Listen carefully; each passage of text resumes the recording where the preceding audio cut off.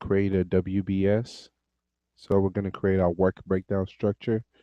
This is a way of organizing your project specific to the scope of work that is going to be done whenever a client puts together a package.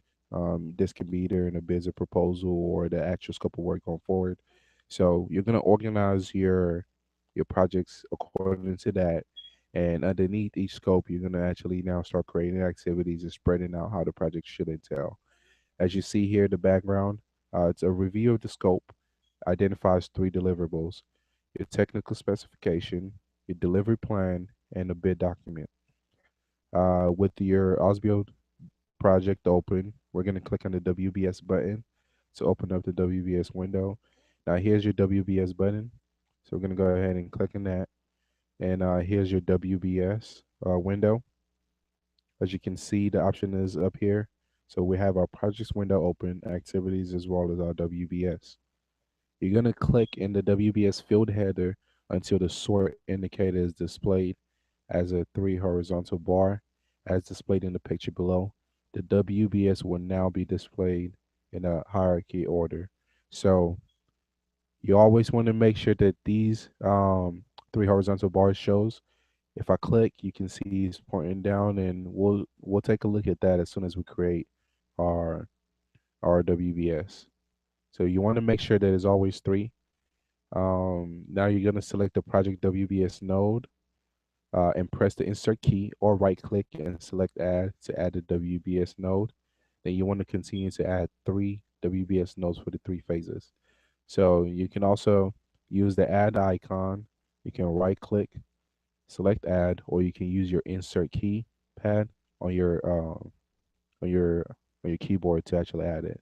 So I'm going to right click and select add, and we're going to name this technical specification. I want you guys to notice something. Now, under this WBS, all I have there is one, but when you click out of it, it's going to organize it accordingly and show that it's a subdivision to the first. So we're going to go ahead and add another. I'm using my insert keypad now.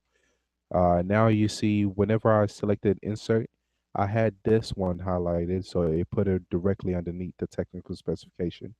I'm going to go ahead and change the name to delivery plan. Now it isn't supposed to be under technical specification, so I'll need to shift it out. Uh, oh, a couple ways to do that. You can use your move left icon, and these are different icons to play with as well.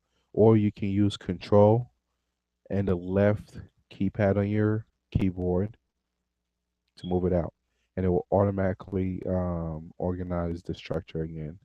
This time I'm going to go ahead and click up top and hit insert, and you see that it made it the third one, but it brought it right underneath it. We're going to go ahead and call it bid document. And what I want to do is move it down, so I can use the down arrow, or I can use control and the down button on my keyboard. Move it down.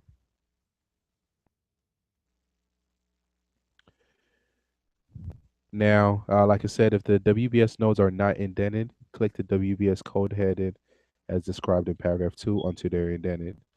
So here I'm going to click and just change it. You can see it's all just going in one order.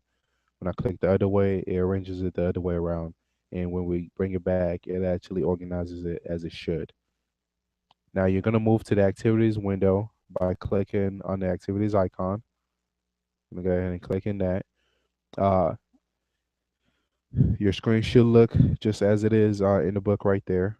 But as you can see, mine is a little different. I have the bid document up top. I have the technical specification here, and then delivery plan underneath, which was the first way I created it until I moved things around. Now it recognized it with that same way that I created it the first time around.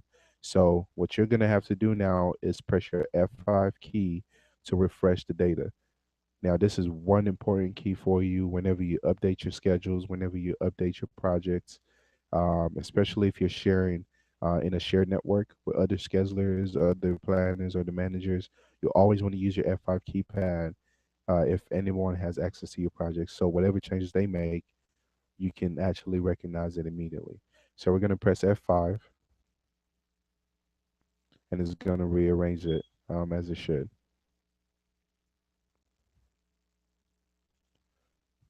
Now it says if your view looks different, you want to select View, Layout, Open Layout, and select the classic WBS layout. Now I do have the classic WBS layout, but there are different ways to actually have access to your layouts. The first being going to View and then Layout,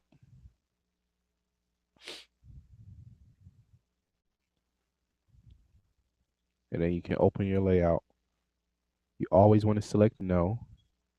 Now, like it says here, depending on the layout that your software has loaded, your data may be displayed in different columns, colors, and bar formatting. Layouts are covered in the Group Sorts and Layouts chapter. Should your layout not enable you to review your data entry, try selecting a different layout using the same command and selecting another layout from the list, such as the classic or default WBS layout.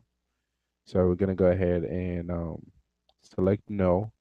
Whenever it asks this question, you usually want to select No unless you've made changes to your layout that you're sure of and you want to move forward with. Now, we're going to touch on the layouts in the layout chapter, and you'll get a better grasp of what is going on. So I'm going to go ahead and select No. And I already have it selected, but again, if you hit apply, the window stays here and you get to see the option change. So I'm going to use something else. See, it stays here, and then we see the changes behind. I'm going to go ahead and go to Classic WBS Layout and click Open, and it'll make the change for you and close out. Now it says if it is still not displayed correctly, you want to go to View, Group, and Sort By. Oh, sorry guys. Another way to actually access your layout is to click on this drop-down menu.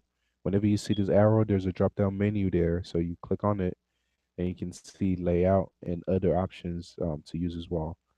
Again, if you right-click in the table, you also have other options that you have quick access to. So those are quick shortcuts that you can use. So now we're going to go to View, Group, and Sort By. Just want to click on it, and it'll open it up. Another way of doing so is to right click, go to Group and Sort, and it says to select default, but I already have it looking as it should, so I won't go through that entire process right now. Um, and if so, you can make changes right here. We're going to touch on this in another chapter as well. So I'm going to go ahead and click OK. And as you can see here, under this, we do have original duration and remaining duration. Some of you might want it to look exactly the same. A good way of doing so is to right click, go into your columns. Now, under your columns, you can arrange whatever you want to see in your layout. So, again, to move things around, you can use either arrows. You can use the double arrow to remove all from the list. You can use this to move everything onto this list. You can use this to move something specific, use this to move things up and down. Or you can just click and drag, okay? Or double click to move things to the other side. Now, I want original duration and remaining duration, and we have all this list of things, and I don't know where specifically it is under.